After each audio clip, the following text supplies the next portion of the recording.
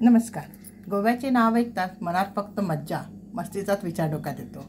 तुम्हाला माहीत आहे का की गोव्यामध्ये भोलेनाथांचे असे एक मंदिर आहे जे गोव्यातले पहिल्या क्रमांकाचे हिंदू देवस्थान आहे. हे मंगेशी गावात वसलेले आहे. या मंदिरात मुख्य दैवत श्री मंगेश आहेत, ज्याला मांगिरीश म्हणून देखील ओळखले जाते. तो भोलेनाथांचा अवतार मानला जातो. तसेच शिवलिंगाच्या रूपात मंदिरात त्यांची पूजा केली जाते. श्री मंगेश हे हिंदू गौर सारस्वत ब्राह्मणांचे कुलदैवत आहे. गोव्याच्या या मंदिरात भोलेनाथ वाघ म्हणून का फिरत होते, पहा चकित करणारी कथा आज आपण पाहणार आहोत.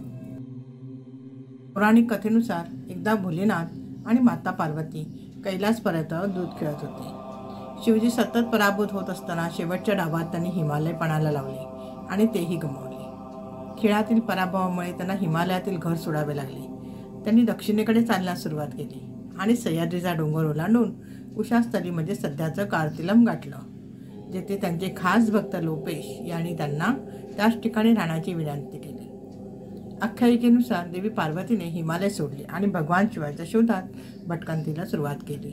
दाट जंगलातून जात असताना अचानक तिच्यासमोर एक मोठा वाघ आला.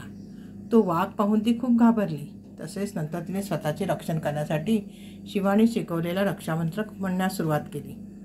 असे म्हणतात की भीतीमुळे देवीने हे गिरीशा मम त्राही ऐवजी हे त्राहिमाम गिरीशा म्हणजे चुकीच्या मंत्राचा जप केला. मग स्वतः वाघाचे रूप धारण करणारे भोलेनाथ त्वरित त्याच्या मूळ रूपात प्रकट झाले. भोलेनाथ यांना समोर पाहून माता पार्वतीने त्यांना खास विनंती केली.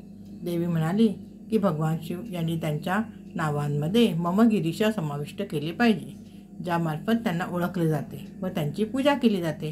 असे म्हटले जाते की तेव्हापासून या विशिष्ट ठिकाणी मम गिरीशाचे एक लहान रूप मांगिरीश आणि मंगेश या नावाने शिवाची पूजा केली जात आहे.